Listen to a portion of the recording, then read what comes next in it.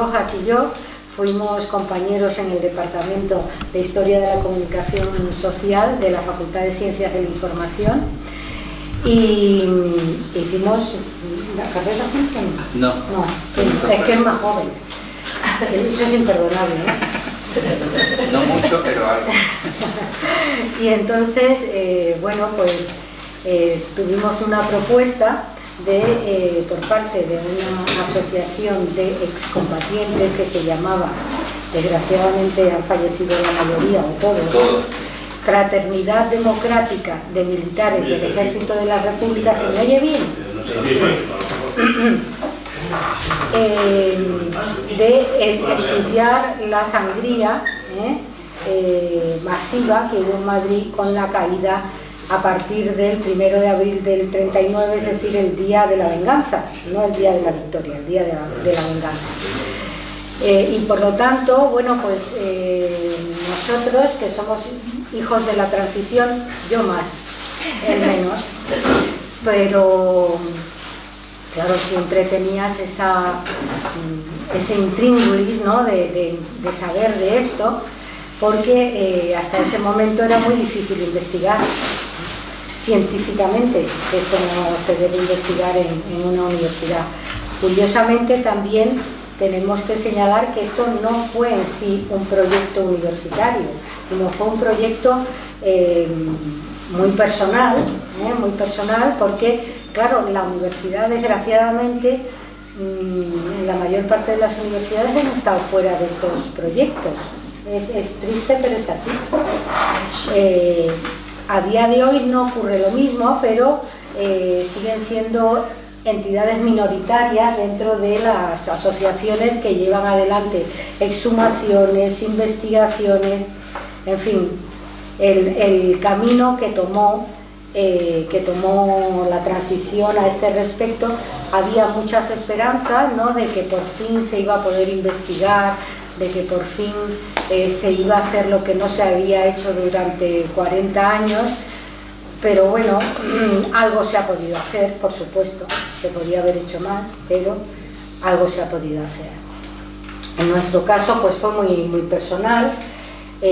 Claro, yo dije, por supuesto, estaba muy interesada en saber, por ejemplo, de las 13 Rosas, que fue una de los grupos, vamos a decir, que desentrañábamos. Es decir, que todos habíamos oído hablar de las 13 Rosas, pero no... Ay, hombre, le ponemos el... Falta. Todos habíamos oído hablar de las 13 Rosas, pero no lo habíamos contrastado científicamente.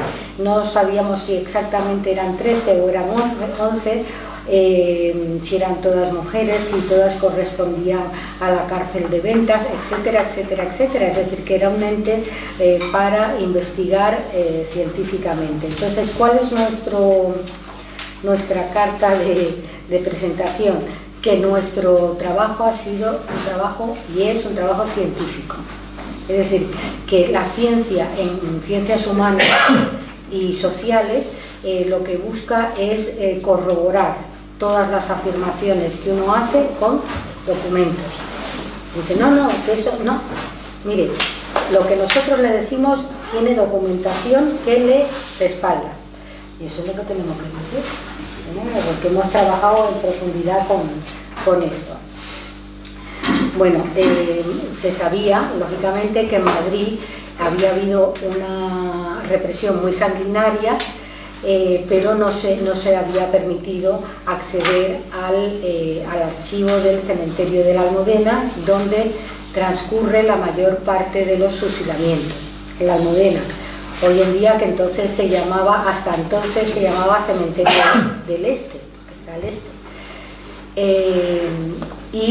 También intentamos verificar, que habíamos oído que en Madrid también se había ejecutado con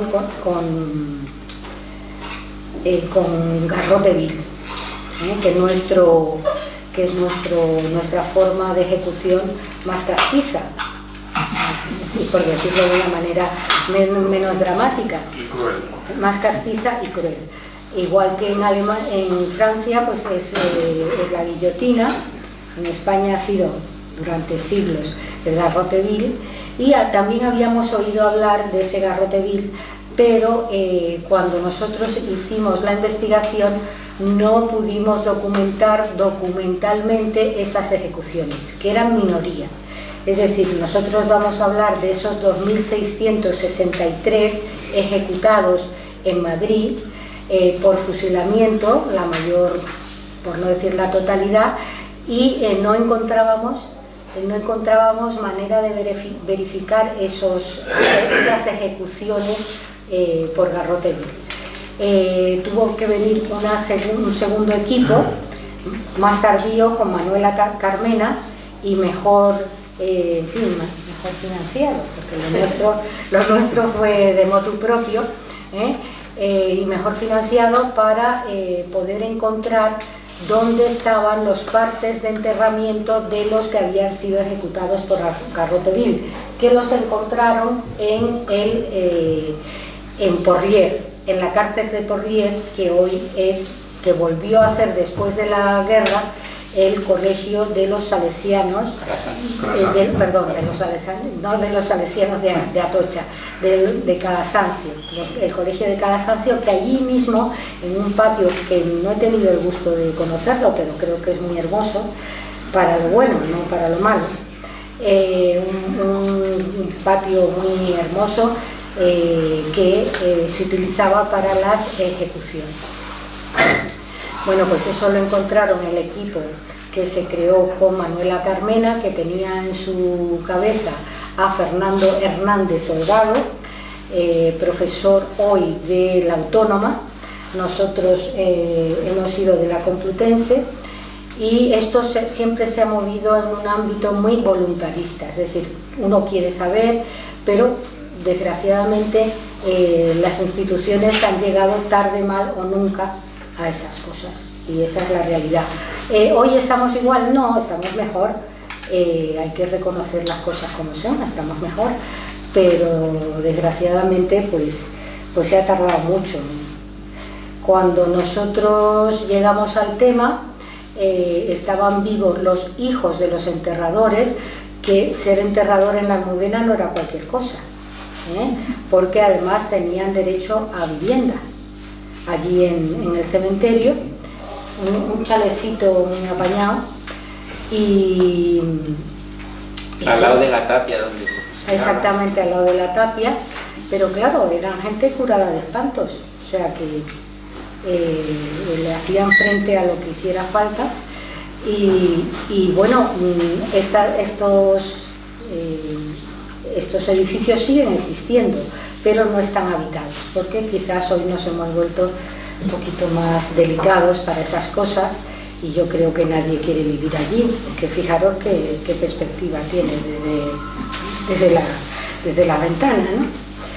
Bueno, pues de esa manera empezamos a investigar, y nos encontramos con 2.663 personas, en su mayor parte hombres y en menor número mujeres. Y eso es lógico, porque ¿qué papel tenía la mujer en la época? Mucho había hecho la República, pero no tenía una varita mágica. Entonces, claro, había muchos más hombres que mujeres, y la mujer era muy importante, porque la mujer, cuando el hombre estaba en la cárcel, bueno, pues le ayudaba, llevaba comida, llevaba, en fin, cualquier tipo de ropa o lo que pudiera para ayudarle. Cuando nosotros terminamos de documentar los que habían sido fusilados, vamos a volver al número 2.663, y de ellos 88 mujeres, pero realmente son muchas mujeres, porque las mujeres en esa época pues no tenían un desempeño político importante, simplemente que se las llevaba por delante en gran medida por lo que era su marido, por su compañero, por su hijo, por su familia. O sea, que no por, diríamos, por razones propias, sino por razones de su entidad familiar masculina. Y luego, con el apoyo que dieron los compañeros encabezados por Hernández Holgado, se llegó casi a los 2.936 personas ejecutadas en el cementerio del Este.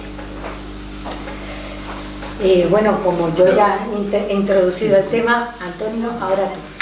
No, lo que iba a decir era que, y que siempre se nos plantea cada vez que presentamos el libro, lo que sí hay que tener claro es que tanto los 2.663 que nosotros registramos como los que registró el equipo de Hernández Holgado están contrastados, es lo que dice Mirta, están todos sometidos al rigor científico de las ciencias sociales y sus nombres figuraban en una serie de documentos, tanto en los archivos del cementerio como en los archivos militares o en los archivos del Partido Comunista o del Partido Socialista, que sí que tienen algunos listados con los nombres de sus militantes fusilados en este tiempo. Entonces, estos son todos los que están son. O sea, es verdad que nosotros lo que hicimos fue, nosotros decimos siempre que les devolvimos la dignidad y la identidad, porque en su mayoría, salvo aquellos casos muy concretos como Julián Zugasagoitia, por ejemplo, que eran gente conocida, la mayor parte eran seres anónimos, eran gente que lo que llaman los etcéteras de la historia, ¿no? Eso es que si no es porque les devuelves esa identidad, hubiesen quedado en el olvido y solo en la memoria de sus familiares, ¿no? Bueno, gente normal, como vosotros y yo. Y lo que sí que después también incidimos mucho es en que no fueron todos los asesinados por el franquismo en la ciudad de Madrid.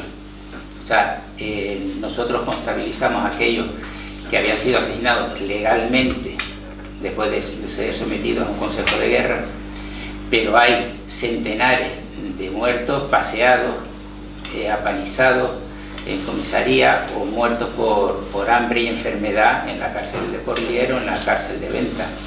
Y eso, lamentablemente, salvo casos muy concretos, como una alumna de Mirta que descubrió que su abuelo había muerto en el hospital porque había sido torturado y desde la comisaría se le trasladó al hospital donde murió y se le puede considerar una víctima del franquismo. La mayoría de estos pues no se conocen y será muy difícil devolverles la identidad porque no hay ningún documento en el que conste que hayan sido torturados o que hayan muerto en comisaría o en los hospitales víctimas de la represión. Bueno, es que tenemos que también, añadiendo a lo que dice Antonio, tenemos que recordar que hay dos tipos de represión paralela. Una, la represión legal, que se lleva adelante a través de la jurisdicción militar aplicada a los civiles. Es decir, que una vez que triunfa el franquismo en toda España, pero en Madrid a partir del 1 de abril de 1939, es decir, el día de la victoria, el día de la venganza, que nosotros decimos, bueno, pues a partir de ese momento es cuando, en el caso de Madrid, se aplica la jurisdicción militar y se plantean consejos de guerra para militares y civiles, para hombres y para mujeres. Y esto es lo que da lugar a unas sentencias que se imponen al margen de todos los cánones de la justicia, vamos a decir, no solo de la justicia militar, de la justicia, porque evidentemente el régimen triunfador en el 39 pues quería hacer una venganza por ese golpe militar que no triunfó en la capital, que no triunfó en Madrid y que no triunfó en parte importante de España, pero que finalmente triunfó en la guerra civil, es decir, a partir del 39. Es decir, que esto mismo nos lo podemos encontrar, por ejemplo, en Logroño, por ejemplo, en Sevilla, por ejemplo, en muchos lugares de España donde la legalidad fascista se impuso a partir del 36. estableciendo consejos de guerra para aquellos que no se habían sometido al golpe militar. ¿Eran todos, vamos a decir, rojos? No, ni muchísimo menos. Todos eran, diríamos, contrarios a un régimen de fuerza, como es, en fin, cualquier régimen militar, un régimen de fuerza, pero impuesto por la fuerza de las armas. Nosotros lo que elaboramos en el libro fue ese listado, como dice Mirta, a partir de esa primera investigación en los archivos municipales del cementerio. Hay que decir también que no fue una labor muy dura, porque no se nos facilitó la tarea, a pesar de que se nos habían abierto las puertas a través de esa asociación de Fraternidad Democrática de Militares del Ejército de la República. No nos facilitaron en absoluto la búsqueda de documentación. De hecho, no solo los agarrotados que no conseguimos nosotros identificar, sino que también en aquel momento se nos habló de que había algún libro con información sobre todos y cada uno de los fusilados, que existía ese libro con la afiliación, datos de nacimiento, filiación política, y sin embargo siempre un poco se nos toreó para que no accediéramos a él.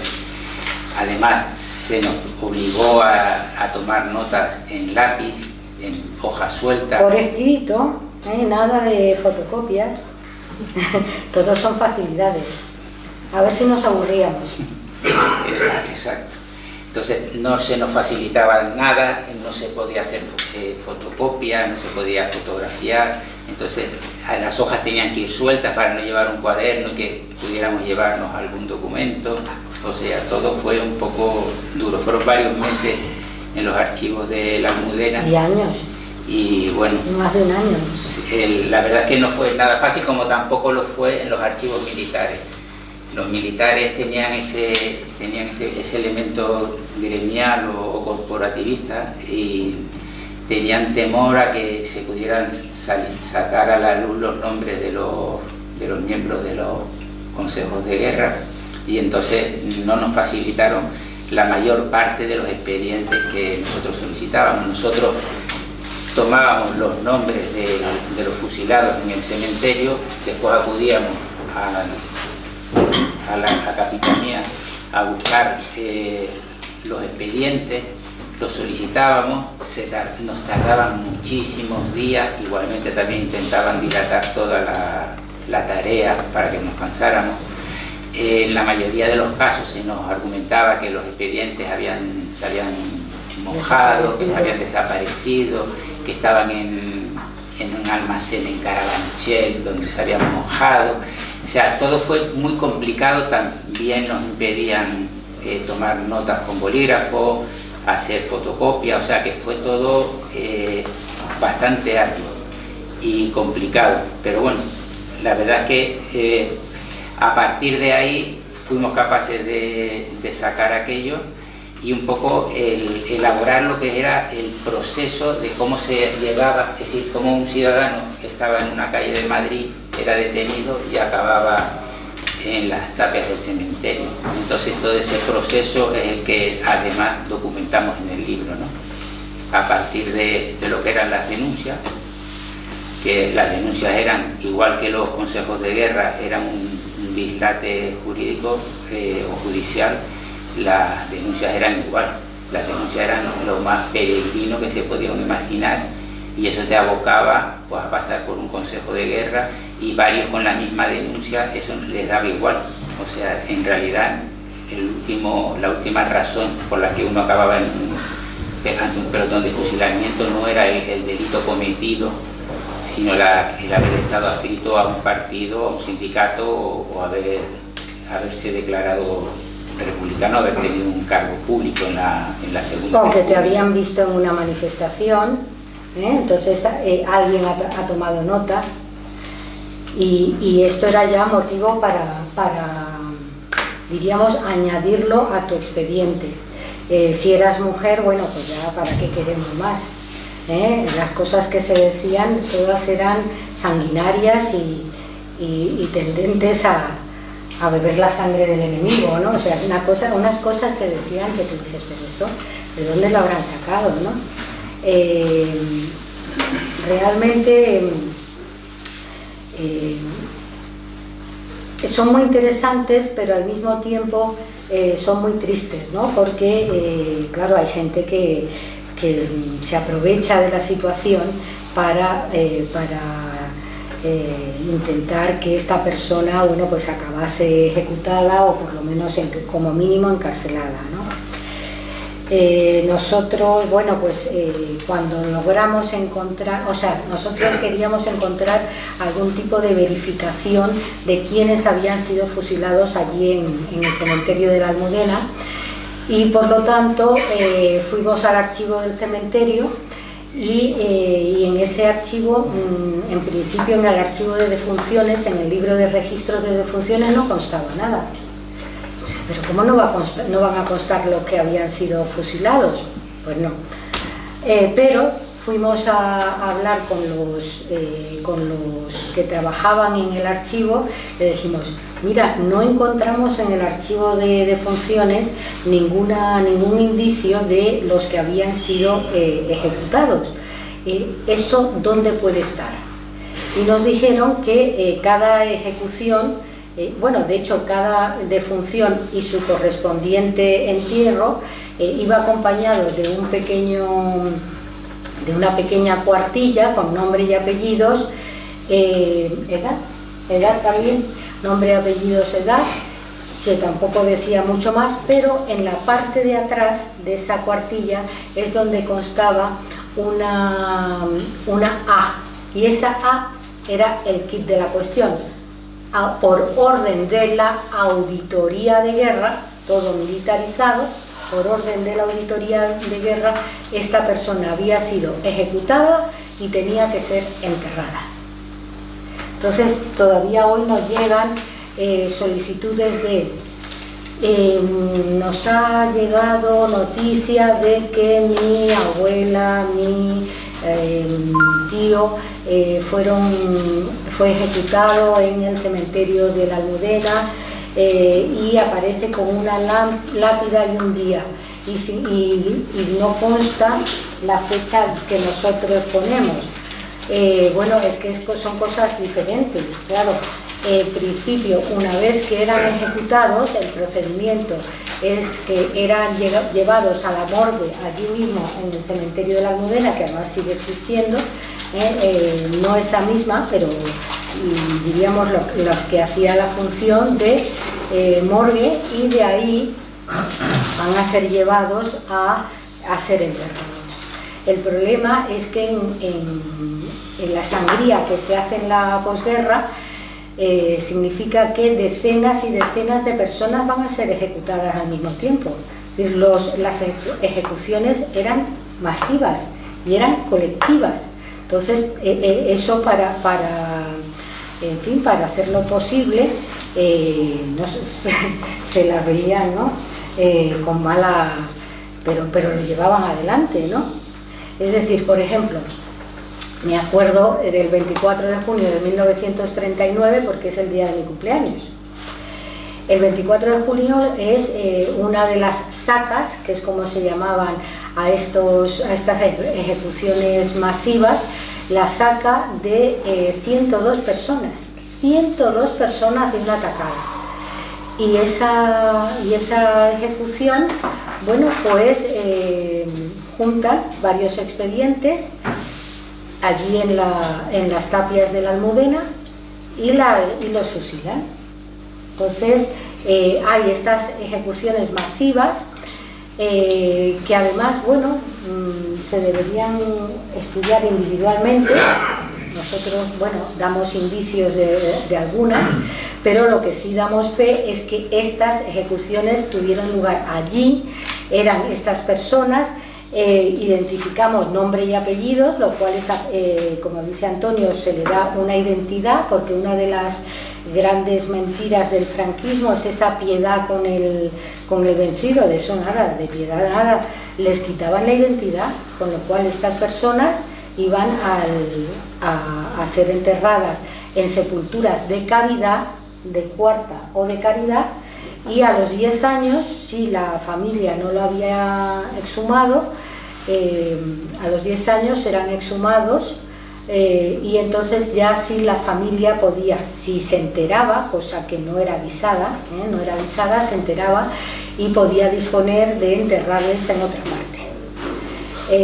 Los afortunados, la familia que estaba en España por alguna razón y tenía capacidad económica para llevar adelante la sepultura, era el momento de ponerles la lápida, pero claro, en muchos casos no se enteró la familia, no existía la familia, había desaparecido durante la Guerra Civil.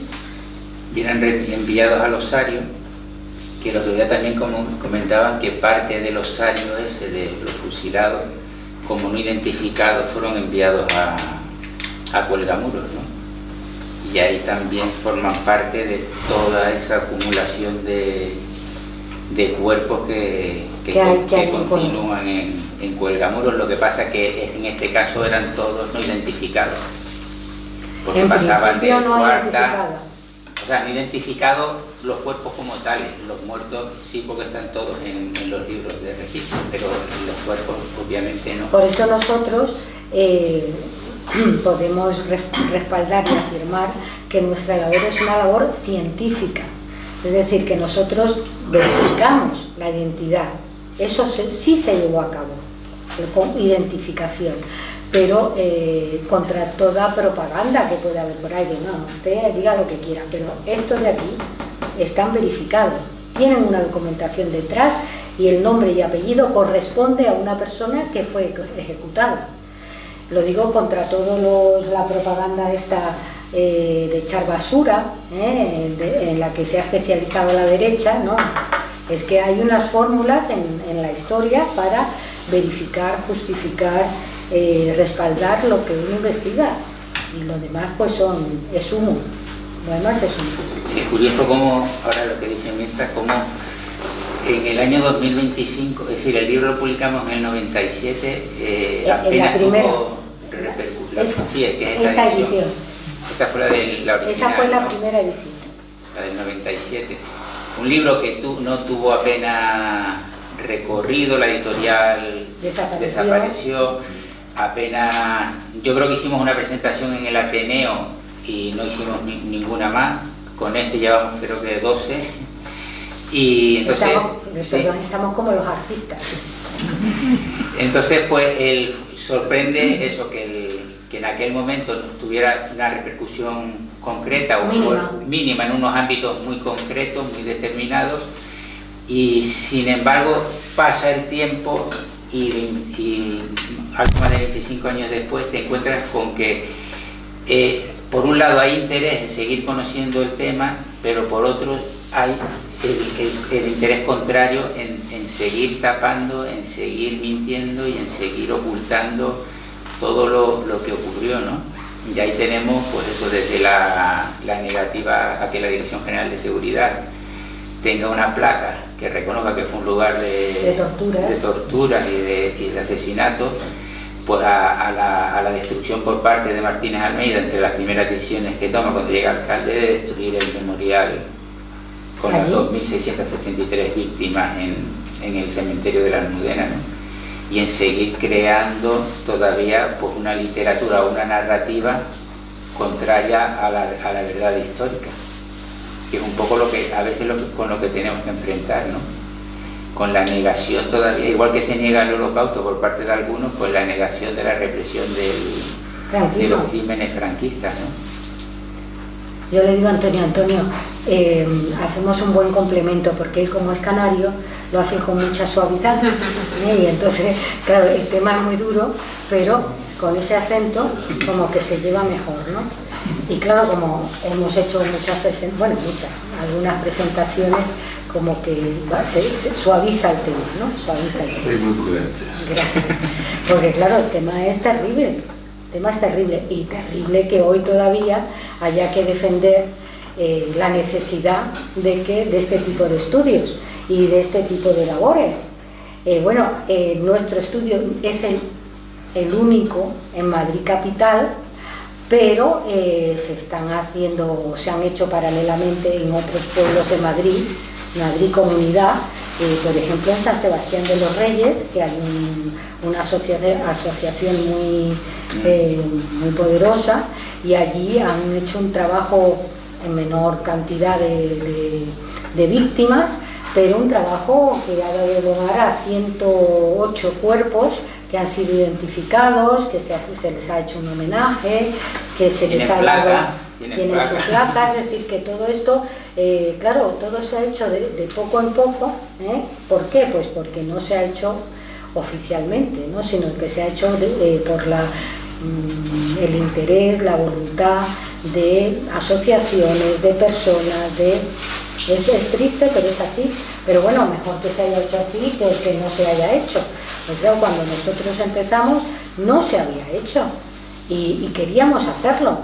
Era una justicia, es algo de justicia, ¿no? ¿Verdad? De hecho, se lo comentaba antes a Mirta, que todavía ha salido hace 2 o 3 meses, un libro sobre las 13 rosas de Roberto Muñoz Bolaños, se llama Las 13 rosas, la verdad tras el mito. Entonces dice, bueno, ¿y esto? Y te plantea, que se lo comentaba realmente un poco, dice, plantea que la ejecución de las 13 rosas, primero que el libro, es curioso, no nos cita, a pesar de que es de enero del 25, no cita ni la edición esta ni la nueva, que están dentro un poco de su tiempo de trabajo. Y entonces justifica que el asesinato de las 13 rosas tiene 2 causas. Las hipótesis con las que él trabaja es la primera, que es consecuencia de la política llevada a cabo por el Partido Comunista de España de combatir por las armas el franquismo, y en segundo, por la represión franquista contra los enemigos del régimen. Y tú dices, bueno, si a estas alturas todavía estamos así.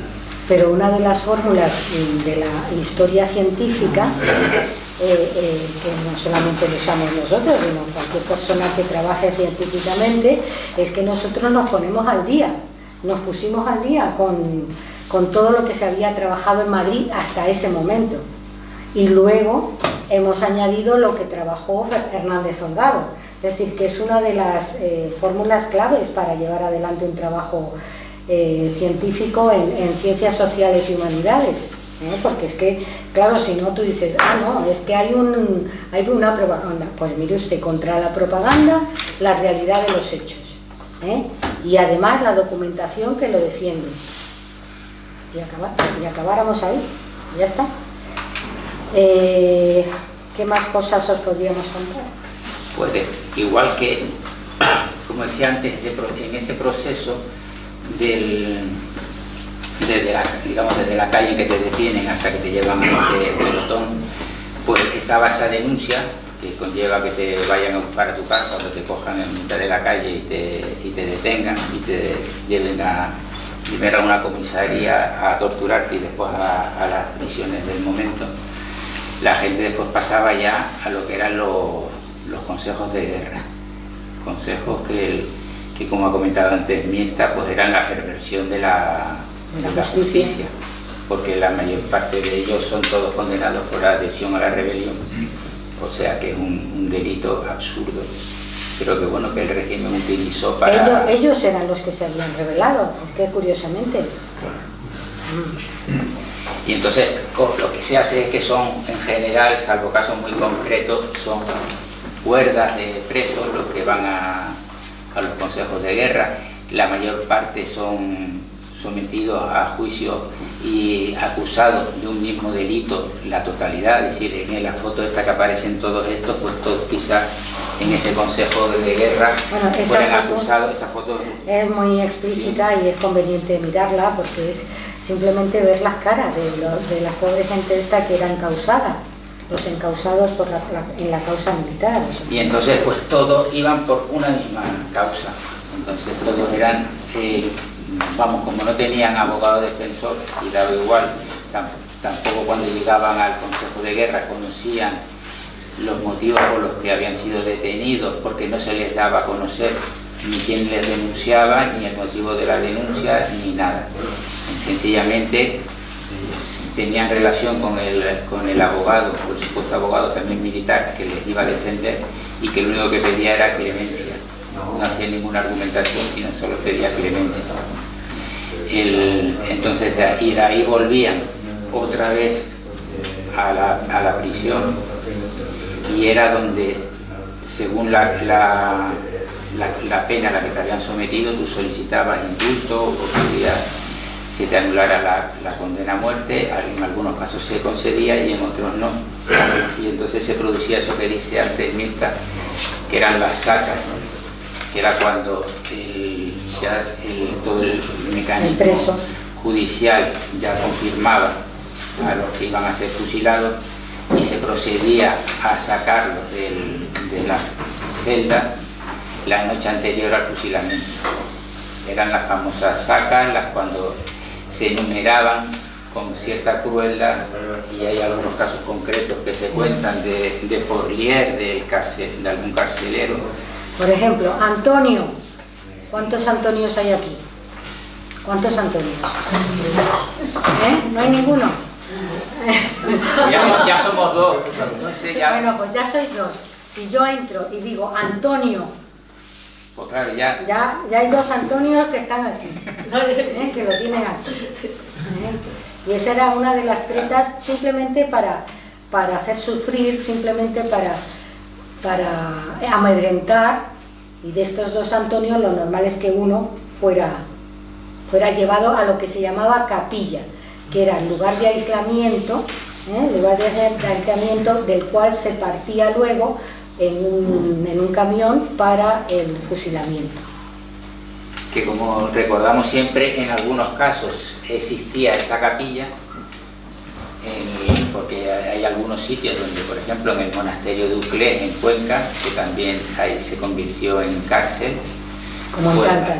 como tantos monasterios y tantos lugares, pues ahí sí que había esa capilla física y real, o sea, cuando se les extraía de las celdas para ser fusilados.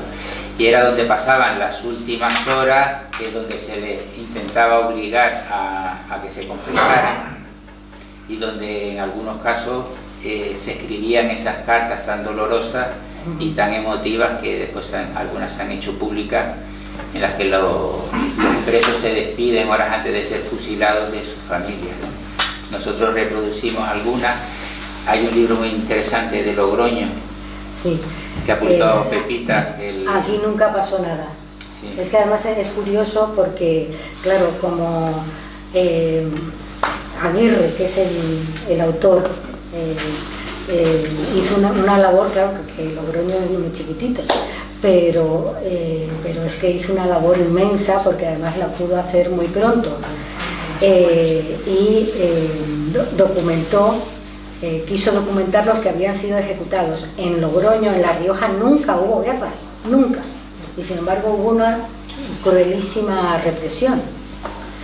Entonces él, acompañando a la búsqueda de esos documentos que nosotros también buscábamos, pero él allí, pues él además añadió, y nosotros añadimos, testimonios de la familia, de los hijos, en fin, de todo el entorno familiar, y que son fundamentales y que son parte de esas fuentes que deben documentar la labor histórica. Hemos dicho documentos jurídicos, documentos administrativos, hemos hablado también de los testimonios, y también, por ejemplo, otras fuentes. ¿Qué pueden ser otras fuentes? Novelas.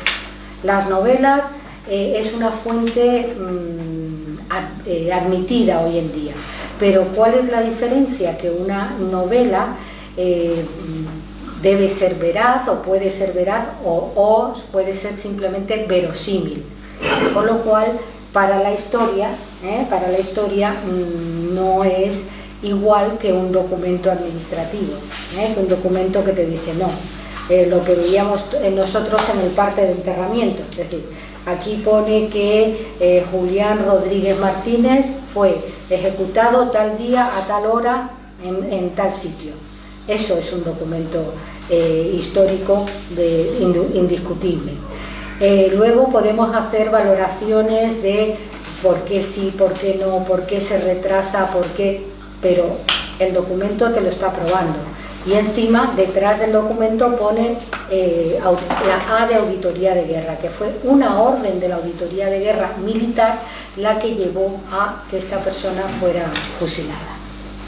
Y los testimonios, pues en el caso nuestro, recogimos, como dice Mirta, el testimonio de varias mujeres que contaron sus casos concretos, algunas de ellas compañeras de las 13 Rosas, ya todas fallecidas, lógicamente, pero que dejaron, pues bueno, nos regalaron en aquel momento, pues la verdad que muy generosa, fueron gente muy generosa, gente sin ningún afán de venganza, que seguían sonriendo a pesar de haber todas pasado por varias cárceles y por tortura, y no tenían ningún empeño en ningún momento transmitieron un deseo de venganza, que es lo que sorprende con los que forman parte del otro bando, ¿no? Que todavía siguen hoy comportándose como una hazaña y una rabia que resulta alucinante, ¿no? Como si casi se le hubiese metido en el ADN, ¿no? Porque sorprende que a estas alturas todavía se niegue a que haya gente que pueda recuperar los cadáveres de sus familiares en las fosas, ¿no? O sea, que todavía hay, no solo o que haya actitudes como las del presidente del Parlamento Balear, destruyendo la foto de Aurora Picornell, una mujer fusilada en Baleares, ¿no? Y que, entonces, claro, dice, a estas alturas todavía, ¿qué rabia, qué te ha hecho a ti Aurora Picornell para que rompas su fotografía con esa hazaña y con esa rabia? Y dices, pero ¿qué hay detrás o qué hay en tu corazón para que te comportes de esa manera, ¿no? Tan vil y tan mezquina. Solo hay que ver a Cuca Gamarra, que se le ven los colmillos. Pues quizás sea eso. Perdonadme, pero es que este tema es tan terrible que hay que suavizarlo de cierta manera, pero que nadie se lo tome como una falta de respeto. Sí, pero es verdad que tenemos que enfrentar no solo a una narrativa, sino también a unas actitudes que siguen ahí, porque el Aragón contra la ley de memoria democrática, todos los distintos gobiernos autonómicos, Extremadura está también por la labor, o sea que todas están intentando dejar fuera la ley de memoria democrática para aprobar esa que llaman ley de la concordia. Primero manipula el concepto de concordia. Concordia, ¿qué concordia? Es una mentira lo que están manipulando. ¿Qué concordia? Ellos lo que quieren es equiparar. No, los otros también. No, es que no es lo mismo. Mire usted, por favor, sea un poquito de seriedad. No es igual unos que otros, ni fue el mismo tiempo uno que otro. Entonces, esto en cada lugar donde la derecha ha triunfado, el PP, por si queda alguna duda, ha promulgado o ha llevado a la promulgación de una ley que se llama Ley de Concordia, que es una farsa, bajo esa supuesta equiparación entre los de un lado y los del otro. Y esto, la verdad, es que actualiza algo que el franquismo empezó a hacer en cuanto triunfó. En cuanto triunfa, la maniobra de la equiparación fue constante y además lo remachó mucho en la cabeza de la gente, continuamente intentar equiparar, ¿sí? No, los otros también, los otros más, no, pero yo no estoy preguntando eso, tú ve a lo que tú tienes que probar, fíjate de tonterías, ¿no? Entonces esto es un problema que nos encontramos continuamente. Hay una estrategia, esas leyes de concordia que ahora han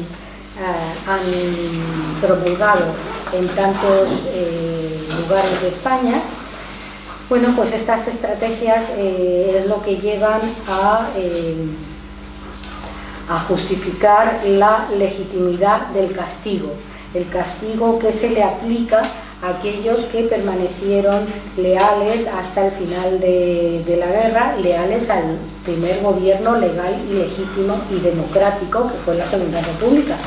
Se siente, pero es que es así. El primer gobierno legal y democrático de España fue la Segunda República. Bueno, pues es que no lo logran asimilar, no lo logran asimilar. La estrategia de la culpabilización predeterminada. Son culpables de antemano del hambre, de la violencia, de la quema de conventos. Todo se le achaca, todo se le achaca de antemano y sin necesidad tampoco de probarlo, porque es lo que se veía en los consejos de guerra. Culpabilización indeterminada. Son culpables. ¿De qué? De la violencia. ¿Pero en qué consistió la violencia? Entonces, no hace falta probarlo, de la violencia. Y esto es generalizado. La estrategia del silencio. Esta fue la estrategia más efectiva del franquismo. Hacer que la gente se callase en familia. Esa es la más efectiva de todo. Cuando consigue que tú te calles y que no le digas nada a tus hijos, y si le dices algo que sea entre susurros y que les digas las paredes, oye. Y por lo tanto a callar. Yo en alguna presentación lo he recordado como en este caso con esa estrategia de la que Abraham está poniendo el ejemplo, el amigo de un cuñado mío, que cuando se muere su abuelo es cuando empiezan a recoger y a limpiar sus papeles, se encuentran con que había sido deportado al campo de Mauthausen, y durante toda la vida el abuelo había callado y había guardado silencio sobre ese pasado. O sea, no lo conocían. Ellos no, es decir, el nieto de pronto se da cuenta de que su abuelo había sido represaliado y había estado en un campo de concentración nazi, un pasado del que él nunca habló. ¿Y cómo volvió? Volvieron tanto... Bueno, después del triunfo de los aliados, tardíamente volvieron, y además los españoles en la mayor parte bajo, vamos a decir, jurisdicción francesa, porque no tenían patria, vamos a decir. Por eso, yo lo que he oído es que no podían volver tampoco aquí. Sí. O sea, que los liberaron del campo, pero no tenían sitio donde volver. Bueno, pero eso lo hicieron en parte con ayuda de la familia que se quiso implicar, que no fue toda, hubo muchas que sí, pero otras que no. Y por lo tanto, para documentar aquellos españoles que habían sido trasladados a los campos de concentración, en gran parte son fuentes francesas o fuentes alemanas, que finalmente hace, relativamente poco, hace 20 años, Benito Bermejo, por ejemplo, que es un historiador que vive y que es joven, relativamente joven, pues Benito Bermejo logró documentar a aquellos que habían sido trasladados a Mauthausen, que fue el principal campo español.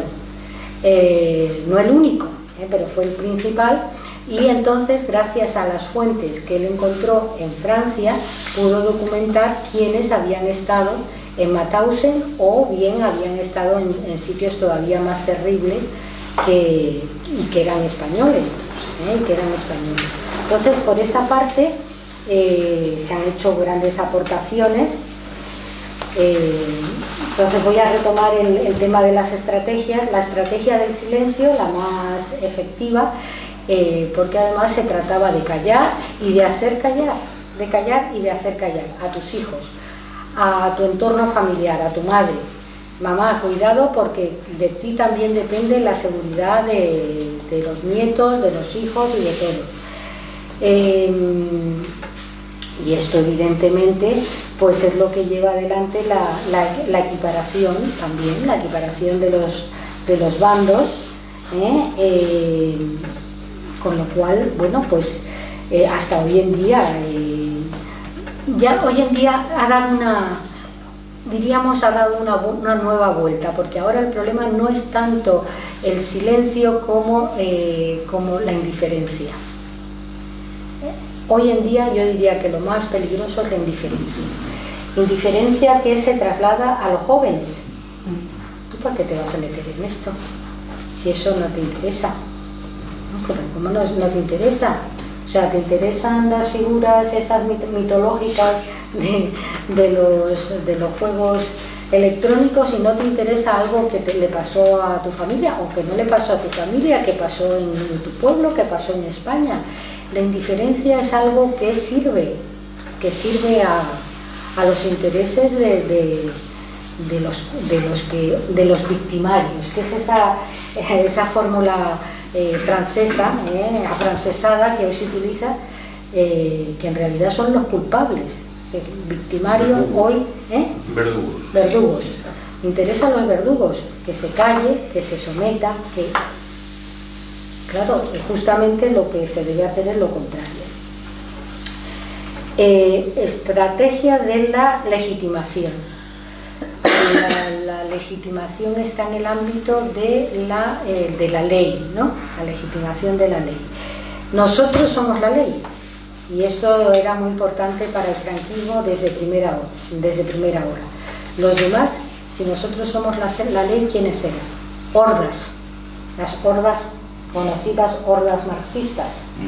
Entonces, las hordas, bueno, pues era un término además antiguo y feo, y además ahí cabía todo. Entonces, claro, cuando se discutía la dureza con que se había tratado a las víctimas, se les decía dura lex sed lex, de los romanos, ¿no? Dura ley pero ley. Por mucho que digan, nosotros somos la ley y ellos son gente indocumentada, ¿no? Gente que no tiene ley, ¿no? Paralelamente a lo que nosotros estamos viendo en este ámbito, durante la guerra y en inmediata posguerra, es decir, 39, 40, 41, hay una estrategia que es la estrategia de la visibilidad. Lo que se debe ver y lo que no se debe ver. Lo que se debe ver es, evidentemente, por ejemplo, las cuerdas de presos. Como había tantos presos, que no se llamaban presos políticos, eso estaba prohibidísimo, eran presos, se dejaba sin más adjetivos. Esos presos eran llevados de una cárcel a otra porque por mucho que malviviesen en las cárceles, siempre existía un miedo lógico, que era que pudiesen sufrir una epidemia. Una epidemia de esas enfermedades terroríficas que existían en la posguerra, por la suciedad, por la falta de medicamentos, la tuberculosis, que era epidémica, morían familias enteras, el hambre. Entonces todas las enfermedades que ahora nos suenan rarísimas, pero que entonces eran epidémicas. Ya estas cuerdas de presos que iban de un lado a otro en función de las cargas que había en las cárceles, pues se llamó también con esa sorna que en parte nosotros lo cogemos, porque es que claro, como es tan gordo lo que uno lee, es turismo carcelario. El turismo carcelario es totalmente contradictorio, es turismo no carcelario. Pero, por ejemplo, en las cárceles de Madrid, pues claro, de Porlier se llevaba a Conde de Toreno, de Conde de Toreno se le podía llevar a Quiñones, a cualquier otra cárcel. Es decir, que estas cárceles, pues diríamos, servían para mantener un poquito la posibilidad de que no hubiesen estas epidemias masivas, epidemia masiva. Y yo creo que el mejor ejemplo de esta circunstancia es Miguel Hernández. Miguel Hernández, claro, pasó por numerosísimas cárceles, le trasladaban de una cárcel a otra y un poco le envolvían porque claro, él lo que pedía, porque ya lo sabía, que estaba tuberculoso y esa tuberculosis iba adelante, y entonces le estaban mareando y no le llevaban a donde le tenían que llevar, que él pedía en las cartas, que es el sanatorio penitenciario de Portaceli, que por cierto es un sitio, yo he estado de visita, solo de visita, un antiguo convento, y en estos conventos, pues claro, ahí era donde se suponía que llevaban a los presos que estaban ya enfermos de tuberculosis, y Miguel Hernández quería ir allí, pero no fue posible. ¿Por qué? Porque tenía la misma versión de un sacerdote que se llamaba Almarcha, de su pueblo, y que le hizo la vida imposible hasta que murió de tuberculosis, como es sabido. Y como ponen en la placa, y escribió aquí las nanas de la cebolla. Y entonces en una de las cárceles dice, aquí Miguel Hernández escribió las nanas de la cebolla. ¿Ah? Se inspiró y escribió las nanas de la cebolla, en vez de poner aquí, esto fue una cárcel donde estuvo Miguel Hernández, y en Conde de Peñalver existe en nuestros días, se puede visitar. Que por cierto, oye, deberíamos hacer organizar un recorrido por las cárceles. Era el 14, ¿no? Sí, en Conde. Se va a ir por varias, ¿no? Sí. Sí. Y la verdad es, bueno, además es el típico neomudéjar madrileño, sí, que fue convento, pero que ahora es residencia de ancianos, pobres. Pero bueno, el caso es que es una expresión más de de cómo utilizó el franquismo la colaboración de la Iglesia Católica, colaboración sin medida de la Iglesia Católica. También hay que decir que hubo algunos sacerdotes republicanos, pocos, pero hubo, y que además esos sacerdotes republicanos, por ejemplo en el caso de Madrid, fueron utilizados para la propaganda republicana a través de la radio.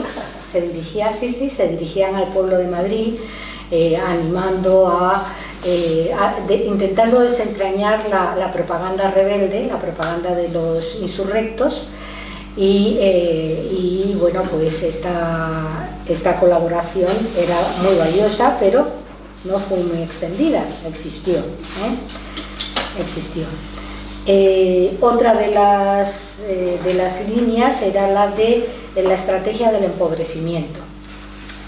Pero ¿quién ha visto que un rojo tenga desahogo económico? Los rojos son gente de alpargata. Y ese sustrato todavía existe en nuestros días, todavía existe. ¿Cómo usted es de izquierdas si usted vive muy bien?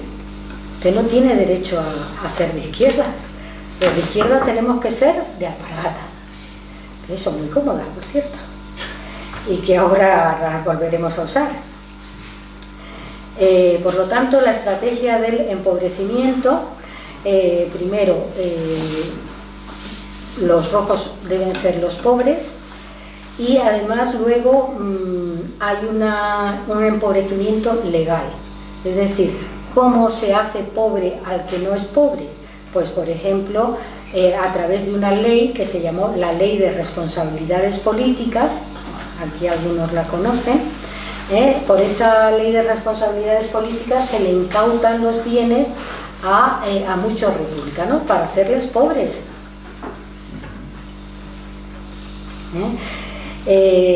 Los que no eran pobres y estaban trabajando, ¿cómo se les puede permitir que sigan trabajando y sosteniendo a sus familias? Eso no puede ser. Entonces hay que depurarles de los trabajos y por lo tanto lanzarles al paro para que sean pobres, y aquí me gusta coger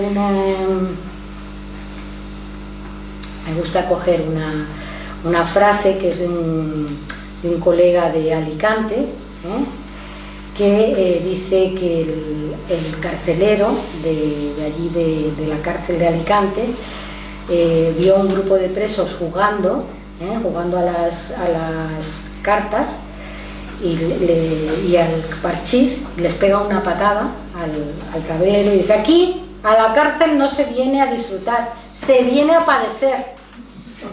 O sea, que además es que tiene mala gana, se viene a padecer.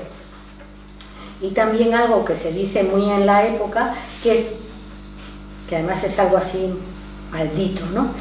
En el castigo tienen su penitencia, que esto los de cierta edad lo hemos oído, ¿verdad?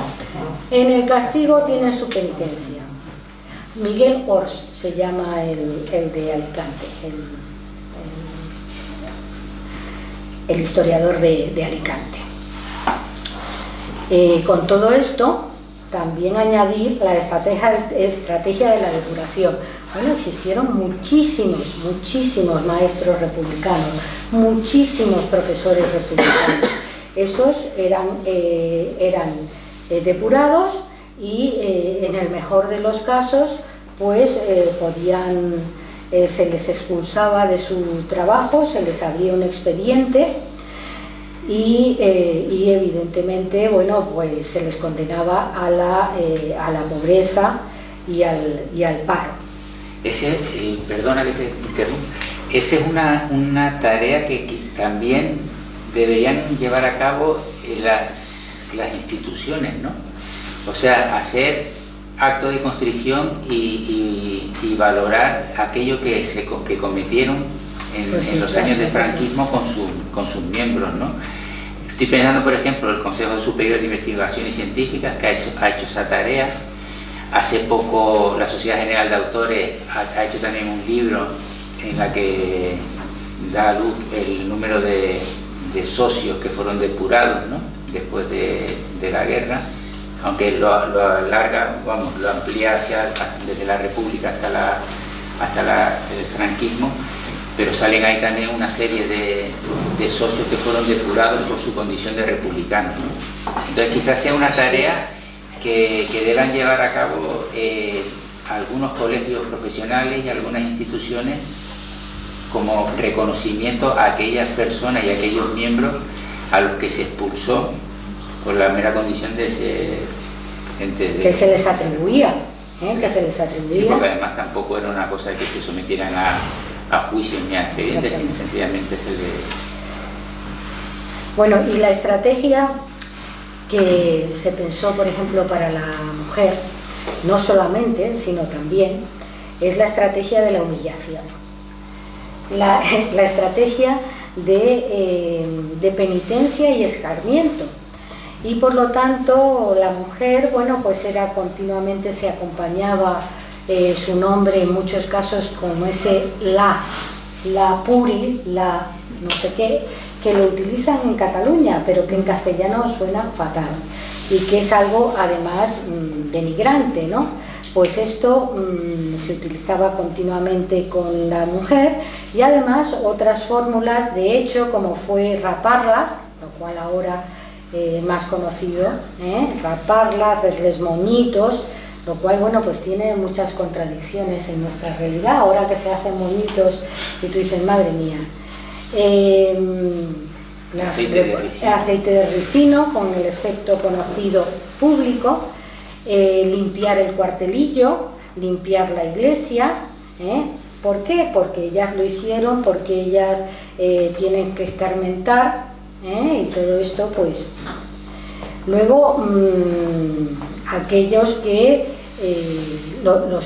con los hijos había que en fin, subrayar aquellos que eran hijos legítimos respecto a los hijos naturales de la naturaleza, ya se sabe. Y entonces, bueno, pues los hijos naturales eran vilipendiados por razón de sus padres, ¿no? los trabajos forzados a los que se condenan a miles de presos en toda España, y que eso sí, hoy en día tampoco se ha trabajado mucho, no se sabe mucho tampoco, pero hoy ya se ha trabajado un poquito, que son esos embalses que se hicieron con mano de obra presa. Dice, no, pero no eran esclavos, no, porque se les pagaba el salario mínimo, no eran esclavos porque se les pagaba el salario mínimo en unas condiciones terroríficas, y era lo que hoy en día, bueno, pues en algunos lugares se han hecho una especie de excursiones para darlo a conocer.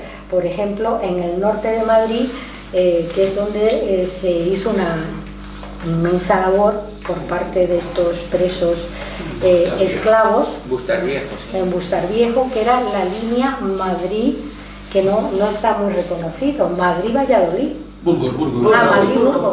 Madrid-Burgos. Y Madrid-Burgos, en esa estación no hay un reconocimiento, hasta donde yo conocí hace, yo que sé, que fui... Se han recuperado los pabellones, pero aquí cerca, relativamente cerca, una asociación lleva las visitas a estos barracones donde vivían los presos. Los primeros sábados de cada mes. Sí, exactamente. Y es muy interesante, tampoco es que sea una cosa inmensa, pero lo que fue inmenso fue hacer aquello. Y cuando se terminó de hacer la infraestructura, ya no podía competir con la autopista, y por lo tanto, bueno, pues aquel trabajo al que se... Allí nos contaron otra cosa, que estuve la semana pasada. Sí. Y es que, bueno, se ha hundido el túnel de Somosierra y no lo quieren arreglar, y por eso esa línea no funciona. Pero lleva 1000 años. Sí, lleva 1000 años, cierto. Pero la razón de que se haya caído ese túnel es que el cemento era pobre, era muy malo. ¿Por qué? Porque se les daba las contratas a unas empresas que solo querían el dinero, el beneficio. Entonces cogían a los trabajadores presos para pagarles muy poquito, se les mantenía allí en los barracones presos, y los materiales con los que utilizaban eran tan malos que la línea estaba muy mal, había que arreglarla cada rato, y el túnel se cayó y no lo quieren arreglar. Bueno, realmente ya hace muchos años que esa línea no funciona.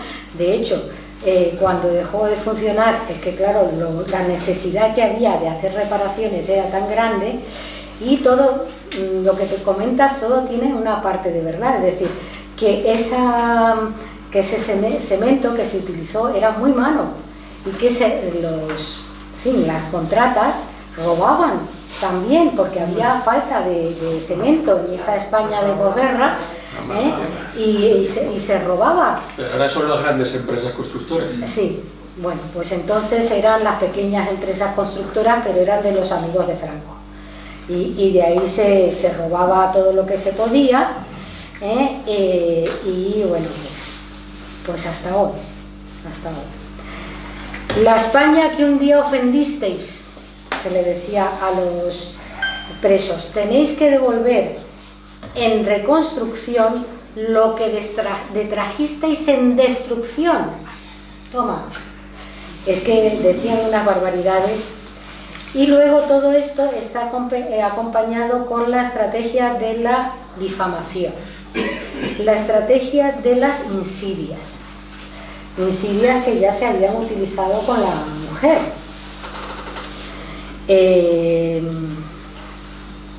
Aquello que todavía hoy se dice, calumnia, que algo queda. Y por lo tanto se les decía, no son presos políticos, son criminales, y por eso están allí, son criminales. Y luego cuando llega la guerrilla, que ya sabéis que llega un poquito más tarde, los años 40 y pocos, 43, 44, se dice que estos criminales son bandoleros. Esos no son guerrilleros, porque el guerrillero tiene un aura histórica muy de lucha y de patria, de patriota, pero no, estos son criminales y delincuentes rojos.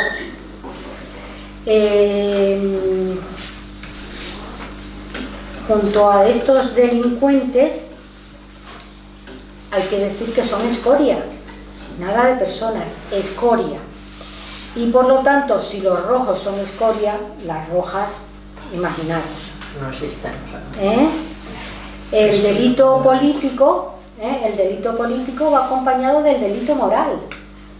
Y claro, cuando se decía, pero qué barbaridad, ¿cómo se le hace esto públicamente? Se les humilla públicamente.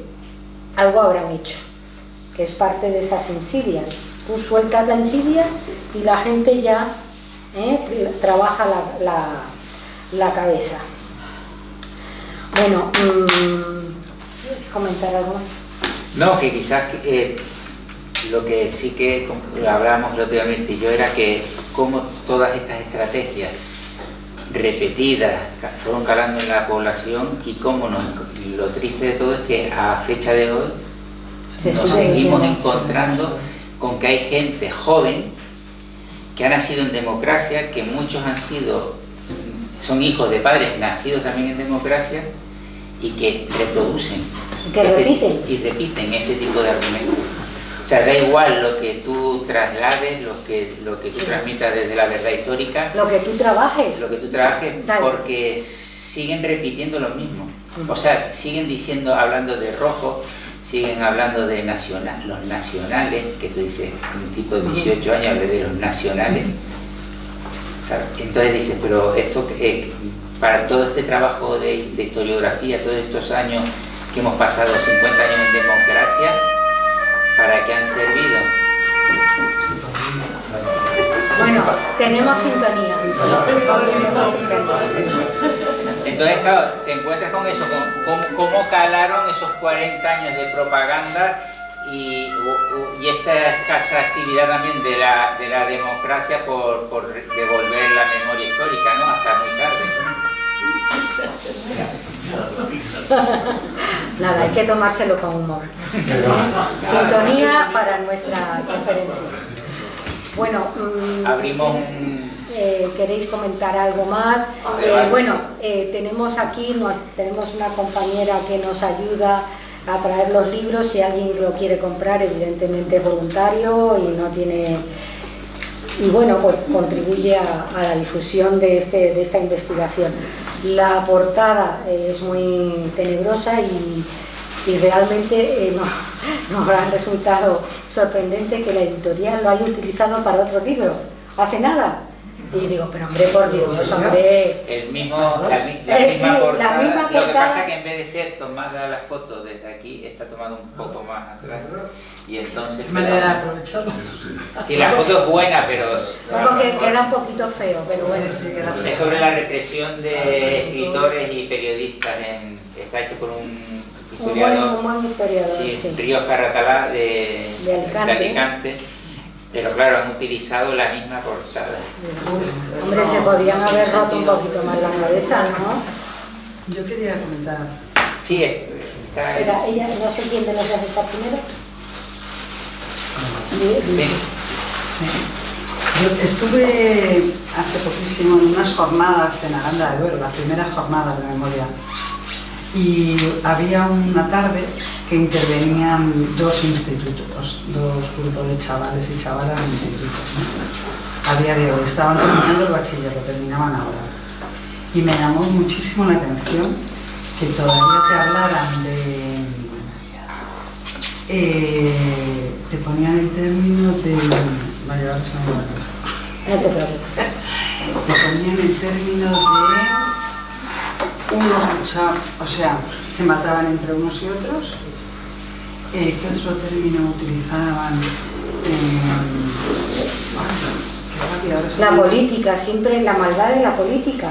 Sí. Entonces eso que tiene sustrato histórico vuelve, o sea, con el franquismo... Ahora se me dio de la cabeza el término que... Bueno, en algún momento cuando estábamos sentados decíamos, no, por favor, esos términos no, hasta aquí no. Sí, no. Estaban los profesores, ¿no? Y entonces, bueno, los profesores iban haciendo preguntas y ellos lo iban desarrollando, ¿no? Y entonces se les comentaron que se toca muy poquito el tema, que los que se van a formación profesional no tocan nada, porque solo se toca en bachiller, los que siguen hasta bachiller sí lo tocan muy poco, y que lo que sí se toca mucho es el franquismo, bueno, se toca mucho, dentro de ese poco se toca el franquismo, y el tema república se toca dependiendo del profe. O sea, el profe le va A voluntad. a voluntad, lo toca, y si no, no lo toca. Y me quedé perpleja. Bueno, y eso también ocurre en la universidad, salvo historia, pero el resto, yo he hablado de eso porque lo he trabajado y me gusta y creo que debe hablarse de esto, debe conocerse esto, pero es muy particular del profesor cuando debería ser obligatorio. Yo creo que lo que se ha trasladado, pienso por ejemplo, cuando se quiere un poco difamar al cine español, que se suele decir, mira, otra película de la guerra civil. Otra película de la guerra civil. Y ya Bueno, está. se hacen poquísimos. Se hacen poquísimos. Y o una novela sobre la guerra civil, o otra vez con... Claro, También la guerra civil. Yo ya me he explicamos negado que no a se ver llama guerra películas. civil, se llama guerra de España. Muy bien. A los que se vinieron con nosotros al albergue, pues sí que les estuvimos explicando muchas cosas, ¿no? Pero los que no mostraron más interés por Quiero decir algo. Bueno, yo no quería hablar de eso o pensar sobre eso, pero es decir, eso creo que yo he sido de oficio y creo que eso forma parte de la estrategia de degradar el sistema público de enseñanza. Es decir, y sobre todo, y quiero huir de cualquier corporativismo, Dios nos libre de la gente que está ocupando, como se llamaba antes, las agregadurías y las cátedras de la enseñanza media. Dios nos libre, porque son jóvenes egresados, a veces de universidades o de facultades de fantasía, Privadas. y privadas, por supuesto, y además de su finalidad académica, ojo, su falta de conciencia política y social es alarmante. Yo llevo ya 15 años fuera del sistema y lo padecí. Tengo la conciencia tranquila en cuanto a que mis alumnos pues, escuchaban ciertas palabras, pero lo suscribo. Pero perdóname, en fin, voy a decir una cosa completamente en serio y con una humorada como San Mote. Vuestro trabajo es absolutamente benemérito, es decir, por las razones sobradas. Y bueno, que San Mote, esa humorada, y perdonadme, es que, bueno, pues a diferencia de el otro día un campeón deportivo recibe la medalla de Madrid o la medalla de la Comunidad de Madrid. Hombre, a mí me gustaría que las organizaciones sociales y políticas de la Comunidad de Madrid pues os propusieran para recibir como beneméritos investigadores la medalla de la Comunidad de Madrid. Lo digo, por supuesto, que es de gilipollas, pero lo digo perfectamente. Y después has hablado de un libro pintoresco sobre las 13 rosas. Y yo recuerdo, por favor, corregidme a alguno que seáis mayor. Todos. Yo tuve la oportunidad Es lo normal. de conocer a Juana Doña cuando presentó el libro Imprescindibles de Querido Fermín. La conocí en la Feria del Libro porque la llevaron las amigas de la librería de mujeres y se encontraba ahí, yo tuve la oportunidad de hablar con ella, pues llegaban mujeres que habían sido compañeras de esos hoteles. Bueno, y curiosamente en esa época se había presentado un libro, por favor corregidme, de un tal Jesús Ferrero, un tipo muy pintoresco, sí, con la cabeza rapada y con coleta. Y no se me olvida... Pero era novelista. Novelista, Yo creo que está vivo, además. Sí. Novelista. Y alguna vez hay que cogerle y darle unas hostias y darle un pie palizas, porque parece ser lo que contaba. Por favor, corregidme, es transmisión oral, ¿no? Pero algunas veces estaban comparadas, no, es que hay que darle unas hostias y lo de pie paliza no me olvida porque parece ser que es una palabra castiza que emplea una íntima amiga, darle un pie paliza, ¿no? Y bueno, o sea que era en fin, Yo creo que estas cosas No, pero Jesús Ferrero, el libro al que te refieres se llama Las 13 Rosas. No lo Pero sé, es yo novela. he leído, Es una pero novela parece que no les había sentado a modo de aquella tragedia señora. griega, un poco con ese trasfondo, pero estaba basado en nuestro libro. De hecho, la novela esa de Jesús, en la introducción lo primero que dice: gracias Antonio y Mirta, porque me inspiró el libro de Consejo de Guerra y conocí la historia de las 13 Rosas a través de... Os lo aseguro que fue lo que Que escuché. estaban muy enfadadas. Estaban muy enfadadas. Hay que pegarle unas hostias con un pie pálido. Os lo aseguro. Pero dedicarnos no a sé, eso. No lo sé, yo no he leído el... No, pero claro, es una novela, entonces no tiene la exigencia de veracidad que tiene una documentación histórica. Y que viene la interpretación, que del novelista, que puede ser discutible, que puede ser discutible. Como han salido esas interpretaciones pictóricas, pues me ha venido a la memoria aquella historieta, y por favor, con todas las reservas, ¿no? O sea, yo la verdad es que las que conocí, tú también conociste, pues era gente maravillosa y encantadora, gente de una valía que... Después Dulce Chacón también, en La voz dormida, cita el libro porque también lo utiliza para uno de los personajes, o sea que el libro fue, la verdad que yo siempre lo repito, que solo cuando tomas distancia temporal es cuando te das cuenta de la labor que has hecho, porque no eres consciente cuando estás en ello, ni en el mismo momento de la publicación. O sea, la publicación fue, como decía antes, en el 97, la editorial desaparece, el libro comienza a transmitirse en un incipiente internet a través de Excel que hace las secundario, las secciones del Museo Universal, muy pintoresca. Sí, exacto. Y fuisteis los pioneros en abordar y entonces, claro, pues te das cuenta eso de que no tiene, hasta que no pasan los años, y cuando te embarcas en la revisión, cuando dices, caray, sí, fuimos de los primeros, alguna cosa que se había hecho en Navarra y... Hombre, había otros trabajos puntuales, ¿no? Regionales, locales. No, pero en Madrid. En Madrid no. En Madrid. O sea, que es Madrid es la capital de España, ¿no? Sí. Entonces, que habéis hablado de una percepción que es una reedición, pero es también una actualización. Sí. ¿Qué diferencia hay entre una y otra? Bueno, claro, reedición sería exactamente igual que esta, que la que se publicó en el año 97.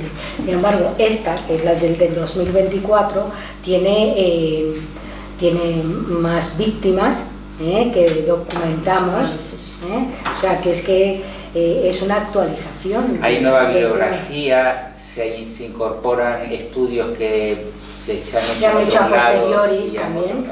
No solo los de Madrid, sino de otros lados. La tesis, el core no ha cambiado. No. O sea, que hay, por ejemplo, el capítulo de las 13 Rosas, el mismo. Claro, es que además la sangría fue tan bestial, es que está ahí. Es que no hay discusión. Lo que no hicimos fue, por ejemplo, incorporar el trabajo de los nombres de Hernández Holgado, porque entonces no tenía sentido, porque entonces si no es intentar meter en uno los dos. Mencionarlo, por supuesto. Está mencionado, todo se registra, pero no se le incorpora porque entonces le estás apropiando su investigación, ¿no? Habéis comentado en algún momento que se vuelve, digamos, recuperar la dignidad de las personas al publicar nombres y apellidos. ¿Nos parece que un trabajo que también está por hacer es publicar la indignidad, por ejemplo, de los presidentes de los consejos de guerra, de los miembros de los consejos de guerra, de las personas que denunciaron, que eso ahí se ha volcado, digamos, en el anonimato, y también sería interesante que la gente pudiera conocer que, como por sus familiares o gente conocida, el pasado que tiene? Pues seguramente. Sí, pues sí. Lo que pasa es que, bueno, en el fondo, vamos a ver, el problema es que ellos también se cuidaban, ellos se cuidaban para que luego tú no pudieras afirmar que habían participado en X Consejo de Guerra. Es decir, que aquí hay uno que está reproducido y ahí también que te pone, por ejemplo, Antonio Sánchez, ¿no? Sí. Bueno, pues Antonio Sánchez. ¿Cuántos Antonio Sánchez hay? A ver, ¿qué otro?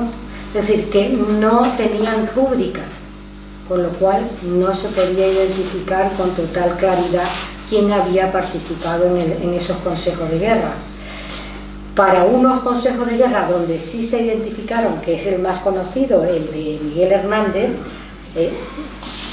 la guerra que ha dado el más conocido porque es tonto. Porque es tonto, porque si lo deja ahí, la gente no se entera y tal, pero es que se ha empeñado en decir que mi padre no, pero hijo, pero si está aquí te la firma de tu padre, ¿eh? Sí, es que ha sido así, se ha empeñado y al final se ha conocido como no se conocía antes, ¿no? Pero normalmente ellos se curaban de espanto, ¿no? Se curaban previamente, y decían no rubricaban su firma. Pero aquí sí, por ejemplo, en este Consejo de Guerra sí deja claro el presidente Carlos Pocci, de origen italiano, y López de Requena, y luego los vocales Antonio Toro, Manuel Cantalejo, Miguel Ros, y de personal Aquilino Sobrino. ¿Se puede hacer en todos? No se puede hacer en todos. Pero, hombre, ¿qué dejamos? La justicia y la caridad. Vamos a dejar. Ese es otro trabajo. Abierto a quien se lance ahí. Lo que pasa es que quedando como quedan tantos nombres de tantos represaliados por identificar quizás... Pero comparándolo con lo que comentabas del amigo de tu cuñado que descubre que es tal, pues a lo mejor a alguien le vendría bien descubrir que su abuelo o su padre, o en este caso más su abuelo, fue un represor, fue un día mal eso, en algunos casos. Bueno, el caso de Urraca, ¿no? El de... Hay muchos represaliados que su familia no lo sabe y no lo quiere saber, o sea que... Sí, de la propia familia. No iba a decir. Mi abuelo, por ejemplo, fue represaliado, estuvo condenado a muerte y yo no he sabido de él nunca nada. A mí me ha contado la familia de mi padre, pero nunca se murió y yo no he sabido por qué le condenaron a muerte. Bueno, pues yo... Aunque se salvó. Yo te puedo ayudar un poco, porque te puedo decir que vayas al archivo de la primera región militar, Adri, primera región, está ahí, en Paseo Moret, que es donde está la documentación judicial de aquí, de la región centro militar, es decir, los fusilamientos y encausamientos de aquí, de Madrid y toda la zona centro. Y entonces, bueno, pues de momento pedir el expediente de tu abuelo, ¿no? Ajá. ¿Es tu abuelo? Sí, mi abuelo. Bueno, pues ya sabes, toma nota.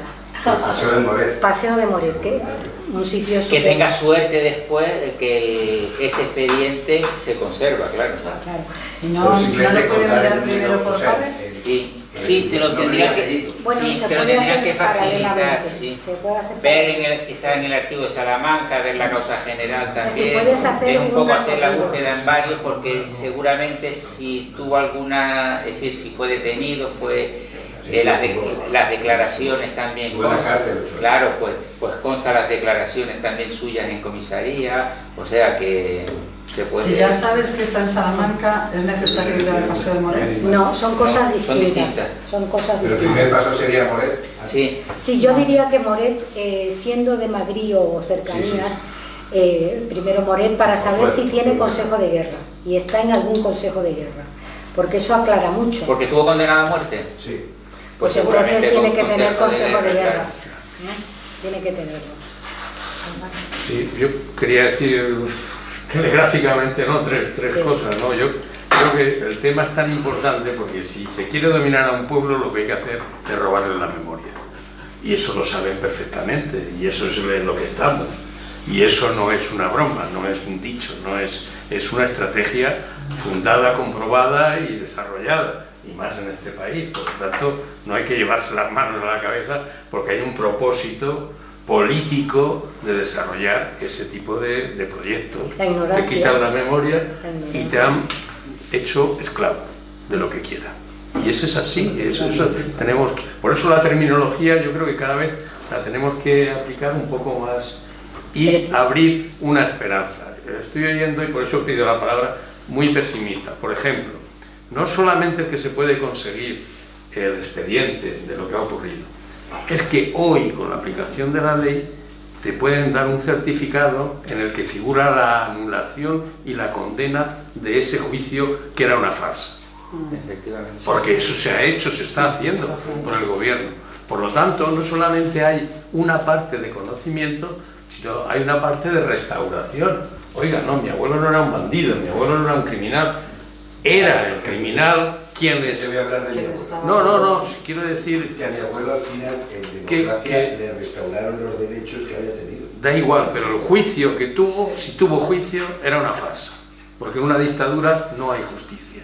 Es que hay que decirlo así de claro. Bueno, y hoy... Y en la militar menos todavía. Y en la militar, pero hoy además es que hay un instrumento de restauración que reconoce que se anula aquello porque aquello era una farsa. Y te dan un papel oficial que lo dice.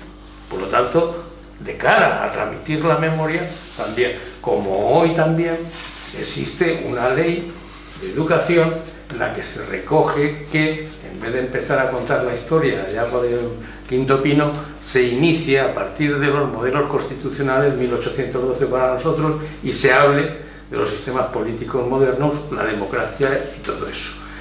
Que esto cuesta, porque en este país no basta solo con que haya una ley, luego nos cuesta enormemente que se aplique, ¿no? Sobre todo las que... Pues sí, pero yo creo que hay que reconocer que ese esfuerzo va dando frutos. Termino. En el 97, la ofensiva de Pío Moa y todo aquello que hubo provocó, por ejemplo, en nuestro caso, pertenezco a una asociación de memoria, que se creara la asociación, que luego creamos una cátedra en la Complutense, porque hubo una reacción. ¿Qué hacemos? Hay que hacer algo, esto es una barbaridad. Bueno, pues yo creo que eso ha ido demasiado lentamente, pero ha ido dando resultados. No está todo perdido, ni mucho menos, y yo creo que hay elementos en el sistema educativo, ya hay, yo visito colegios, institutos, no es una visita formal, es a petición del centro, y en las programaciones ya hay, no como nos gustaría que fuera generalizado, pero en la batalla yo creo que hay que darla y hay que exigir que se cumpla, y sobre todo cuando la ley está a favor nuestro. Es decir, yo creo que eso es algo que tenemos que ver.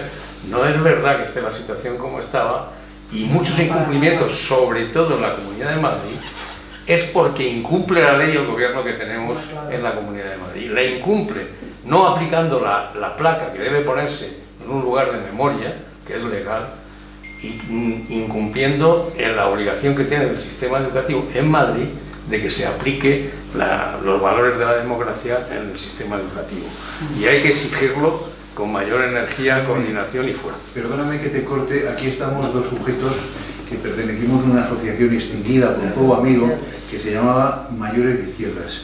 Pedimos reiteradamente a multitud de institutos que nos invitaran para hablar no de la guerra ni de la represión, sino de la vida de sus mayores. Las respuestas fueron nulas y yo había sido del oficio. Institutos de la Comunidad de Madrid. De Madrid capital, claro, los directores, que antes eran elegidos en plan soviético, los elegíamos los profesores y los alumnos, hoy son personal de confianza. Y por supuesto no tienen problemas. O sea, no recibimos ninguna invitación para acudir a un centro de enseñanza media. Universalizar eso yo no estoy Ninguna. de acuerdo. Pues, mira, pero encima, lo que sí que estoy de acuerdo es que no se aplica la ley en todos los centros. Eso sí estoy de acuerdo. Pues la experiencia no es lo mismo. Y no era hablar de fusilamientos, sino hablar simplemente de cómo se había vivido historia y memoria democrática. Eso. Fíjate, yo estoy... Sí, yo quería un boletín comunicar ¿verdad? Mayores que sí, señor. Carlos, ¿me dejas preguntar? Le quiero preguntar. Que no se ha hablado para nada, pero se ha entrevisto, puesto que ha dicho que, por ejemplo, decían Antonio, y no sabía si le tocaba, ¿no? Sí. Yo sé, por cosas que he leído, que se condenaba a muerte a todos los que estaban en el juicio, como en esa foto, sí. Pero luego se conmutaba a algunos, ¿no? Sí. ¿Eso de qué dependía? Y si es verdad que Franco confirmaba las penas de muerte según cogiera el papel de un lado o al otro. Bueno, esa precisión del papel no me la sé yo, ¿eh? No lo digo bien. Que esa precisión del papel no me la sé yo. Pero que tenían que llevar el enterado de la casa del Generalísimo, sí. Sí. De hecho, en el caso de las 13 Rosas, el enterado de la casa para proceder a ejecutarlas llega posterior. O sea, lleva fecha posterior al 5 de agosto. Y de las conmutaciones a cadena perpetua, de eso... Y después se conmuta. Bueno, hay un momento en el que también el propio régimen entiende que no puede fusilar. Primero que hay presiones y después, claro, no puede fusilar a todo el mundo porque tampoco puede dejar a la sociedad. Pero se les condenaba a todos, lo que apareció En general, en los juicios, cuando se condena a la misma pena a la totalidad de la cuerda, claro. Porque todos van con el mismo delito, no van con delitos diferenciados, porque todos se supone que han cometido el mismo. ¿Y la diferencia entre condenados y ejecutados, la tenéis? No. Eso habría que seguir. Ese es otro trabajo.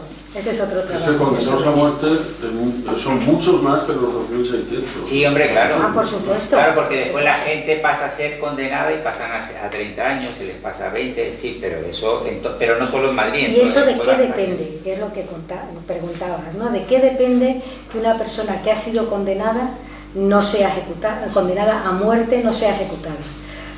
Bueno, ahí... Avales. Ahí intervienen muchos factores.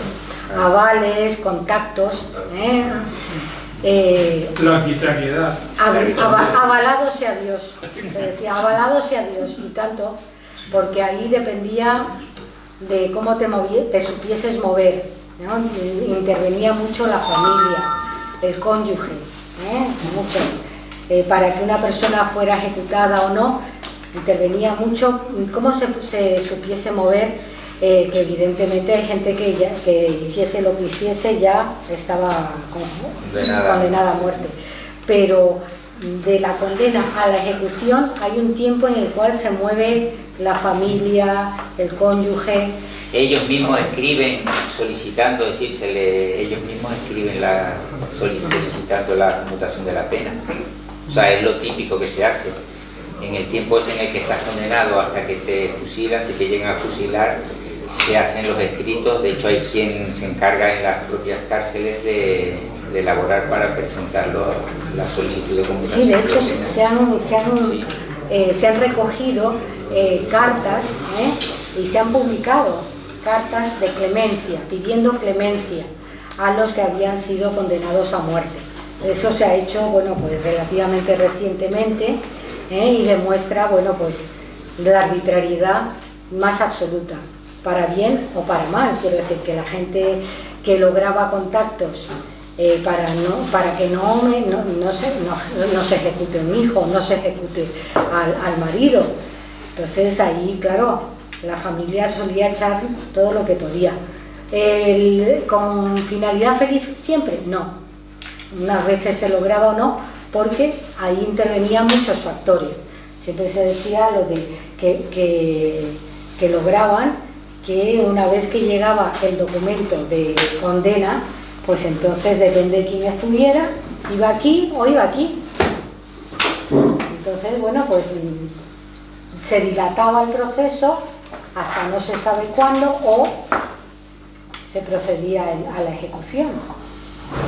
Ya digo, en el caso de las 13 Rosas, la velocidad con la que se necesitaba fusilarlo y dar escarmiento hace que el otro firme a posteriori y diga que está enterado cuando ya estaban más que enterrados.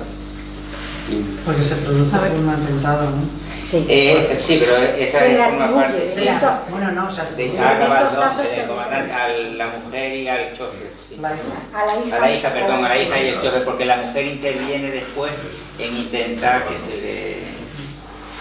Fíjate, con respecto a lo que comentabas tú de tu abuelo, que ya es un caso concreto que nos ocurrió en una de las... para que un poco animarte también. En una de las presentaciones que hicimos se dio el caso de una familia de un un fusilado que lo fusilan el 7 de junio del 40, se llama José Martín Yuste, fue miembro de la Juventudes Socialistas y formó parte del expediente de las 13 Rosas. Entonces, esa familia tenía documentación de José Martín, son de gente que vive en Murcia, y conservan, de hecho los días me las enviaron, las cartas que escribió la noche antes de que lo fusilaran, el día 7 de junio. Y esta persona, la familia se lo comentó a una amiga, de esa amiga que es una inspectora de Hacienda, ya digo, que trabaja en la agencia tributaria en Murcia, se puso a trabajar en el expediente de las 13 Rosas para sacar toda la documentación relativa a José Martín Yuste. Conoció otro expediente, que es por lo que él no fue fusilado el 5 de agosto del 39, sino al año siguiente, porque está en el momento en el que sacan a toda esta gente, él está en prisión, en otra prisión. Entonces no lo vinculan y se le abre tiene otro expediente diferente. El turismo. Entonces, este caso, por ejemplo, esta mujer ha estado trabajando en eso y en el próximo número de Mundo Obrero publica un artículo en el que reivindica la figura de José Martín Yuste como uno de los claveles porque ella entiende que formando parte de la organización de las juventudes, que cae cuando cae toda la organización, el PC. Sí, él forma parte de ella, lo que pasa que ya digo que él está metido en otro expediente, por eso no se le fusila en ese día. Entonces ella lo que dice, este hombre también estaba ahí, se le juzga, aunque en ausencia, el día de las 13 Rosas, y no se le fusila en ese momento, pero él sí que debe ser reivindicado como uno de los claveles del... Bueno, esos casos increíbles que tú dices, es el de Antonia Torres Llera. Antonia Torres Llera era parte del expediente de las 13 Rosas, y entonces la van a llevar allí a la celda de aislamiento, y la carcelera dice: ah, pero aquí pone Antonio y usted es mujer, Antonia, no la podemos llevar a ejecutar. Fijaros qué circunstancia. Bueno, pues con esta circunstancia no se la lleva a la ejecución, y nosotros decíamos, se le apareció la Virgen. Vamos, increíble. Pues no, porque a los 6 meses estuvieron mirando bien, dijeron: ah, aquí está, Antonia, nada de Antonio, Antonia, la llevaron a ejecutar, la ejecutaron. Y de hecho es la que se conoce como la Rosa 14, por eso se habla siempre de las 13 Rosas, la Rosa 14 y los partidos claveles, que es donde se quiere ahora incorporar a José Martín Yuste como otro clavel más. O sea que te animo a que... Sí, la verdad es que bueno, es como una etapa pasada de mi vida que no he abierto, porque es que luego he recuperado todo lo que había perdido en la guerra. Vamos, en la guerra no, en la guerra. O sea, toda la posición civil que tenía, bueno, se la recuperó cuando se jubiló. No sé si me explico. Sí, sí. Es como si hubiera estado trabajando donde hubiera estado trabajando. Que si te quieres Pero quizás lo que animar, pasa es que a lo mejor me encuentro algo que no me espero. Bueno, eso forma parte bueno, de... eso, mira, uno de los casos que nosotros en su momento recordábamos, en el caso de una de las crueldades que siempre referimos en el libro, fue que una de las personas que formaba parte de la Juventudes Socialistas, durante años se le acusó de haber sido la que delató a la organización. Bueno, el ser delatora... Y a esa pobre le hicieron la vida imposible. En todas las cárceles a las que iba como la chivata de la que había hecho caer a toda la cuerda esa, ¿no? Y después fue cuando nosotros, al estudiar el expediente, dimos cuenta de que fue el propio secretario general, José Penabrea, el que había desvelado todo, ¿no? Y entonces lo había denunciado porque la habían torturado, la había torturado. y no pudo aguantar. Y desgraciadamente esto también ocurría. Y cuando una de las personas que nos dio el testimonio se lo comentamos y le dijimos, ¿sabes que a la mujer esta, al final ella no fue la causante de la delación, de la caída del grupo?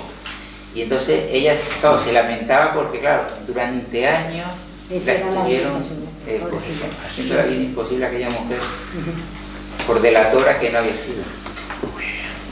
Sí. Bueno, yo quería apostillar lo que decía Jaime, que es verdad que estamos en ese aspecto y yo creo que mejorando bastante, porque gracias a todos los colectivos memorialistas se está sacando muchísimo, se está trabajando muchísimo. Y bueno, y luego quería hacer aquí, comentar que en estas jornadas fueron dos mujeres que habían padecido el patronato. Sí, que es un aspecto paralelo. En los reformatorios. Y bueno, fue dos personas, dos víctimas de ello, que fue horrible. Y que ahora, el 9 de junio, van a hacer, hay una conferencia española de religiosos que celebran un acto de reconocimiento y petición de perdón a los supervivientes. 9 de junio. 9 de junio, creo que te lo he enviado. Sí, pero bueno, dímelo aquí en público, por si acaso. ¿Y dónde va a ser? Sí, es que hay que rellenar una cosa para él. Va a ser en la Fundación Pablo VI, en el Paseo de Juan 23. Pablo VI. Sí, lo leí en el país, pero esto que lo contaban, sí, con algunos testimonios también. Sí, está seguro que va. Espeluznante. Espeluznante. Sí, esa era una institución que se creó para las jóvenes descarriadas. Bueno, supuesto. Sí, claro. Bueno, las descarriadas a ojos de las familias, sí, sobre todo porque eran familias burguesas. Eran muchas casas, pero muchas eran de... Entonces, por cierto que yo escribí un libro hace ya muchos años que se llamó Mujeres Caídas. Entonces, y lo pude escribir porque casualmente, trabajando un tema de represión de la institución de, ¿cómo se llama? Lo de los caminos, canales y puertos. ¿Cómo se llama? Obras públicas. Caminos, canales y puertos, que se utilizaban a los presos, redención de penas, que de pronto se te vienen, redención de penas. Bueno, pues estudiando redención de penas me encuentro con un capítulo porque se hacían ediciones conmemorativas, además muy buenas, para mostrar cómo el régimen era piadoso y se ocupaba de aquellos o de aquellas sobre todo que incumplían moralmente las normas de convivencia. Y entonces me encontré con un capítulo que decía redención de mujeres caídas. Digo, esto parece ¿de mujeres? De mujeres caídas, mujeres caídas. Y entonces creó una institución, el régimen, que se llamó Mujeres Caídas, que se dedicaba, bueno, pues a recoger a jóvenes que, en fin, que habían tenido un comportamiento moral laxo, según los cánones de la época, y habían tenido un hijo de soltera o cualquier otra cosa. Entonces, claro, pues esto dio lugar a un libro, y ahora han salido otros libros, pues de mujeres caídas de Alicante, de Elche, Alicante, y de otros lugares donde existieron estas instituciones. Y bueno, pues hay que... vamos a dejarlo ya. Muy bien, muchas gracias.